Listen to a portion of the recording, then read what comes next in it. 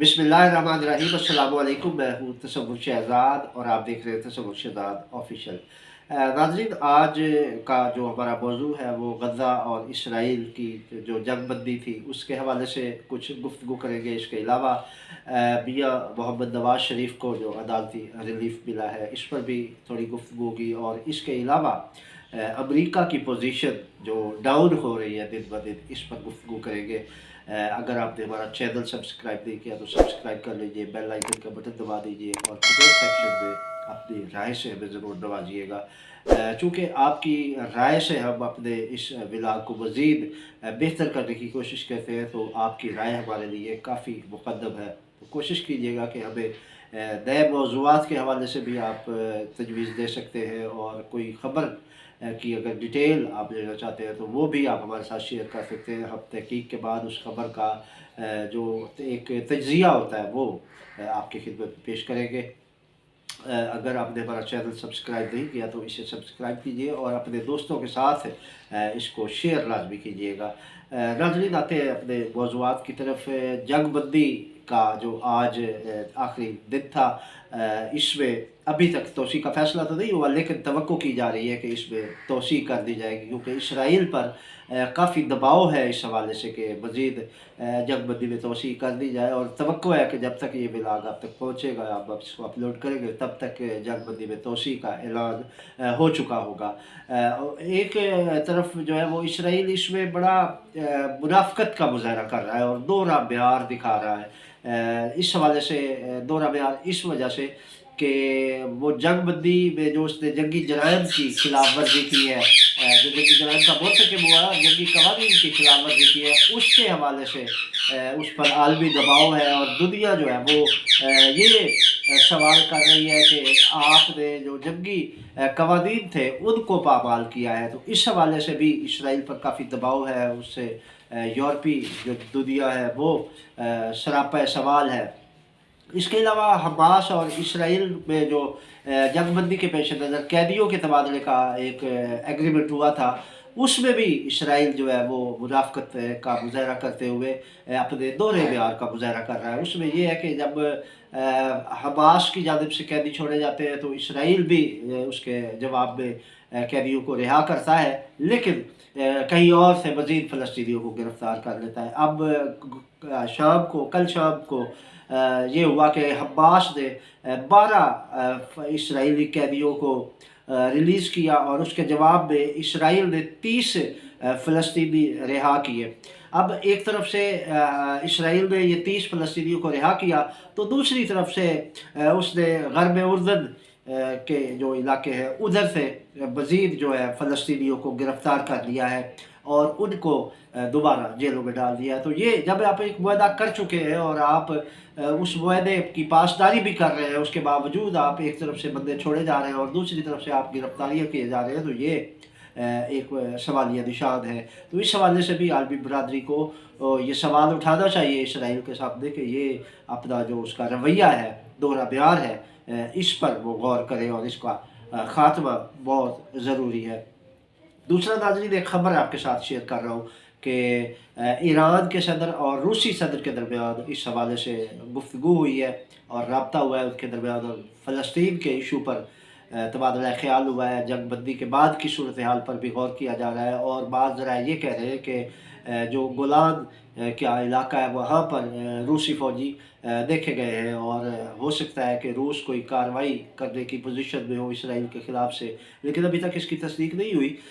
लेकिन ये मुसद्दक़ा इत्तलात है कि ईरानी सदर ने रूसी सदर से रब्ता किया है और दोनों के दरमियान इस मौजू पर गुफ्तगू हुई है और दोनों ने मुश्तरका तौर पर हिकमत अमली अपनाने और अगला लाहे अमल जो है उस पर डिस्कस किया है। अब देखना ये है कि इन दोनों सदूर के दरमियान होने वाली इस गुफ्तगू का क्या नतीजा निकलता है, क्योंकि अमरीका को मुख्तलिफ महाज़ों पर मुसलसल शिकस्त का सामना है और हैरत है कि हमारी हुकूमत बिलखसूस हुकूमत पाकिस्तान इस सारी सूरत हाल के बावजूद अमरीका का दामन छोड़ने को तैयार नहीं। अमरीका को मुसलसल नाकामियाँ हो रही है। आप अगर देखें यूक्रेन में अमरीका नाकाम हुआ है और चीन के साथ जो इशू चल रहा था उस ताइवान का, उस हवाले से भी अमेरिका को नाकामी का सामना करना पड़ा है। अब अगर फ़लस्तीन की बात करें तो फ़लस्तीन ने इसराइल को मात देकर और हमास ने इसराइल के चक्के छुड़ाकर अमेरिका के प्लान को यहाँ भी नाकाम किया है।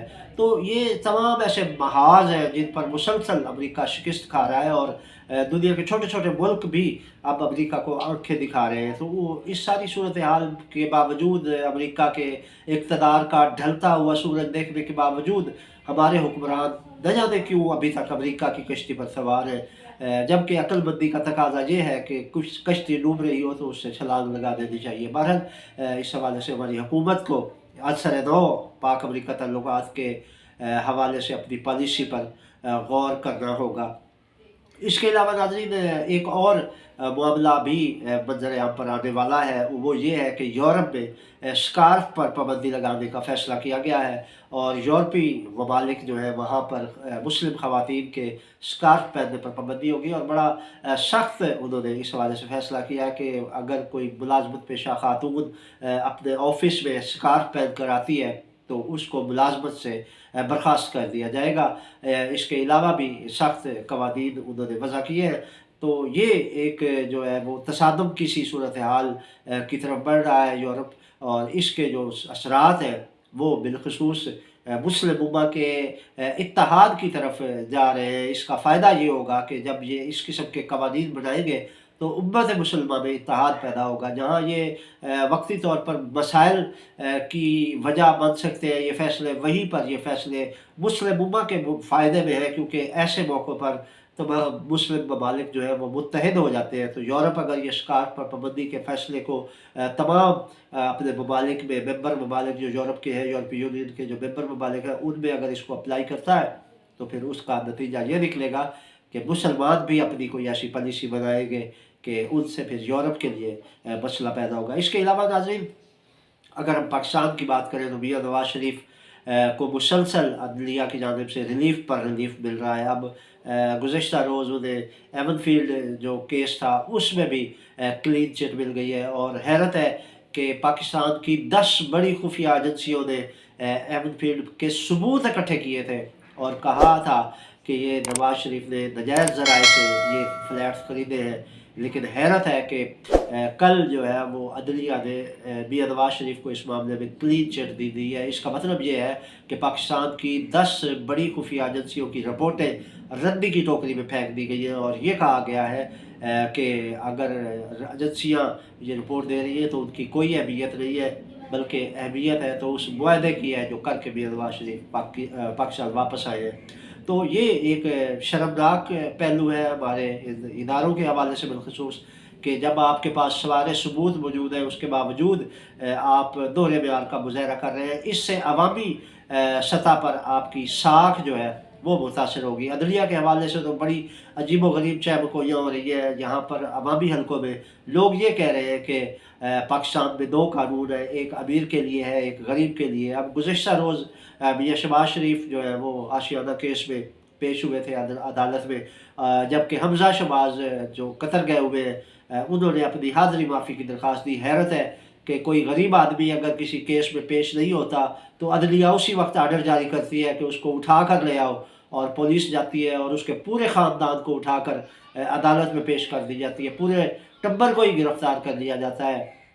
इसके बरक्स हमजा शहबाज शरीफ के आप चौचले देखें कि वो कतर जाकर पीछे वो बता रहे हैं अदालत को कि मैं कतर आया हुआ हूँ, मैं अदालत में आज पेश नहीं हो सकता, लिहाजा मुझे हाज़िरी से इस्तिस्ना करार दिया जाए। और अदालत जो है वो हँसी खुशी एक मुलज़िम को इस्तिस्ना करार दे देती है कि ठीक है जी, वो अगर नहीं पेश हो सकते तो कोई बात नहीं। कई दफ़ा उन्होंने कमरदान का बहाना करके भी पहले इसी केस में अदम हाज़िरी का वो शिकार हो चुके हैं, लेकिन अब वो कतर में होने की वजह से पेश नहीं हुए और अदालत ने उन्हें रिलीफ दे दिया और उनकी माफ़ी की दरख्वास्त कबूल कर ली। अदालत को इस हवाले से सोचना होगा कि जब कोई गरीब आदमी रिलीफ मांगता है तो कोई उन्हें रिलीफ नहीं देता। इवन तहरीक इंसाफ के एक रहनुमा की वालदा का इंतकाल हो गया तो उनको वालदा के जनाजे में शिरकत की इजाज़त नहीं दी गई, जबकि वो उन्होंने ये दरख्वास्त की थी कि उन्हें सिर्फ जनाजा पढ़ने की मोहलत दे दी जाए, लेकिन ایسا نہیں کیا گیا اور انہیں جیل میں پابند رکھا گیا، جبکہ ان کے برعکس اگر ہم مسلم لیگ نون کی صورتحال کا جائزہ لیں تو اس میں بھی نواز شریف کے لیے ریلیف پر ریلیف ہے۔